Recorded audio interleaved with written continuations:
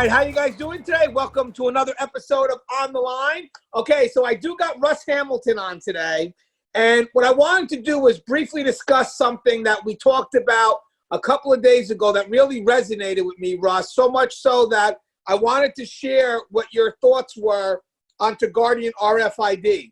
You mentioned a story where you have gotten assaulted multiple times throughout your career in the prison system.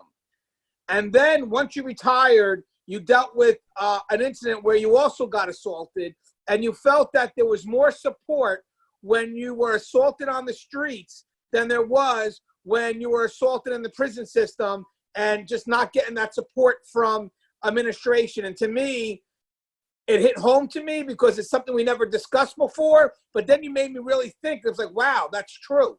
You hit it right on the spot. So I was wondering if you could just kind of share your story briefly with Guardian RFID, and then basically, you know, how you feel about what the department did and then what the victim services did when you were out on the streets. Well, yeah, you know, starting my career and everything and being involved in, you know, quite a large number of incidents, I'd say, more than some, less than others. But, you know, for instance, I talked about 3 incidents that I got hurt in.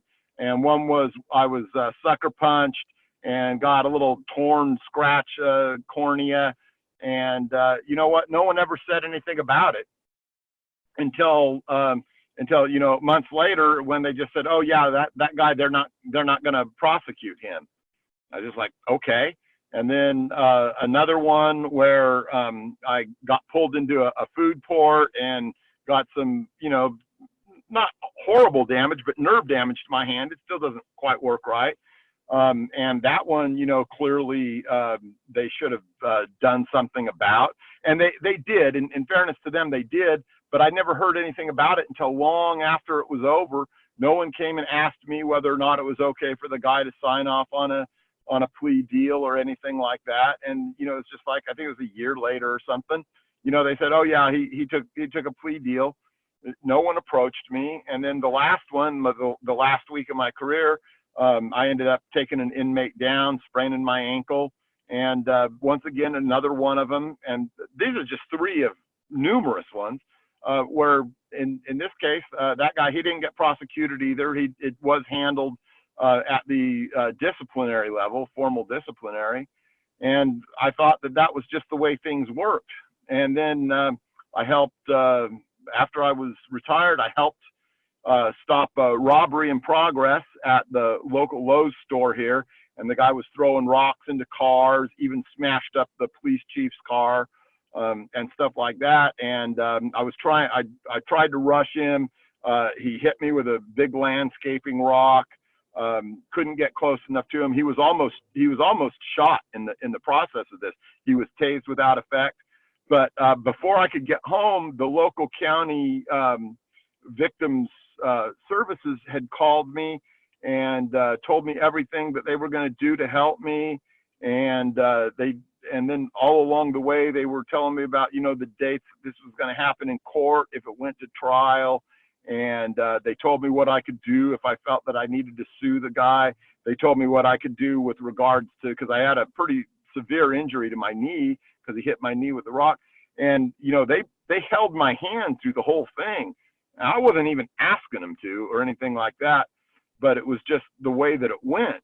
And I was shocked because that does not happen in corrections.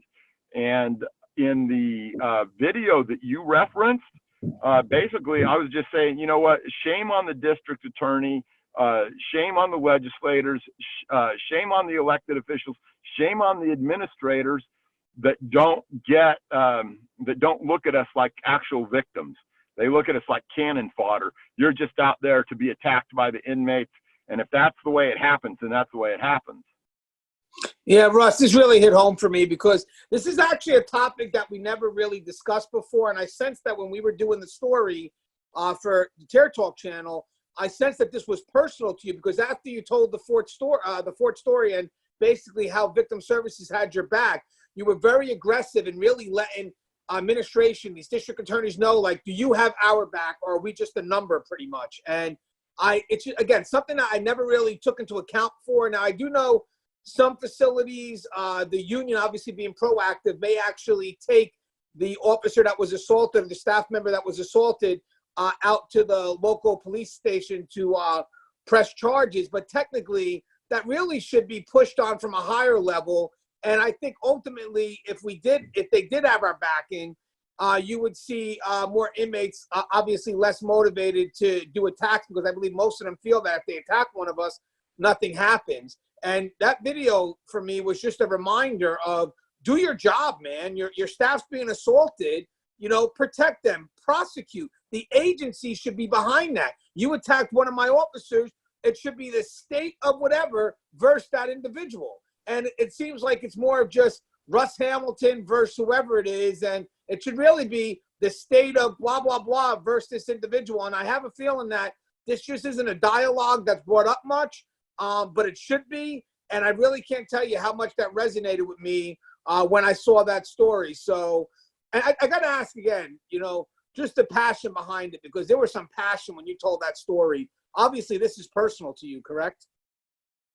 Well, yeah, I had led a long and fruitful career, and I think I mentioned before, I was always the guy. I was always raising my hand. If they needed someone to go do something, that was a little bit tricky, a little bit dangerous, I never shied away from anything like that. And like I said, over the years, those incidents, they start to pile up. And you know what? I just never had anyone like look at it like the victim services looked at it like in this county. It was just, hey, that's your job. So what it's my job to get hurt and for no one to bother with things. Now I would say in the one incident, the one guy did get charges filed, but you know what? No one kept me apprised. No one kept me up to date. And my department, we file charges directly with the district attorney's office. We don't have to go to an outside agency or anything like that. We're all peace officers, but still, it was just like there was no fire in anyone's guts to hold these inmates accountable for an attack on a peace officer. And so, I loved my career. I loved what I did, but I just think that there's some things that could be fixed. And it's worse in a lot of places than it is even with what I experienced. But I go out there and I'm a civilian victim, and man, I'm getting treated like royalty. Yeah, I'll tell you something. I feel with what you're saying, like there's a level of violence that is accepted against us, and we need to really have zero tolerance on that. And I know there are organizations like One Voice that's really going after those, everything from throwing liquid at somebody to even minor assaults. But I agree, there should be no level of violence that's accepted. And bravo to Victim Services for stepping up and us being able to compare what they provide to what our departments provide. And, it's sad that you had to go through it, but it's great for you to be able to share that story so others can see the difference. A lot of us, like you said, don't really know the difference until it happens. Hey, Russ, do you have anything closing? Just that, I love my career. I love corrections. I love doing what I do on, this on the line. And, kudos to Guardian RFID for giving us this bully platform to be able to put some of this stuff out there. Yeah, and hopefully we get more attention to these videos, because a lot of people may not realize that the videos that we're sending out to Guardian RFID are exclusive to Guardian RFID. They can't be found on Tier Talk, on Keepers of Chaos, unless we share it from Guardian RFID, because that's where they get it first. So as always, guys, the show is on the line. Please, guys, subscribe, interact, engage, comment, and of course, during these times, please stay safe.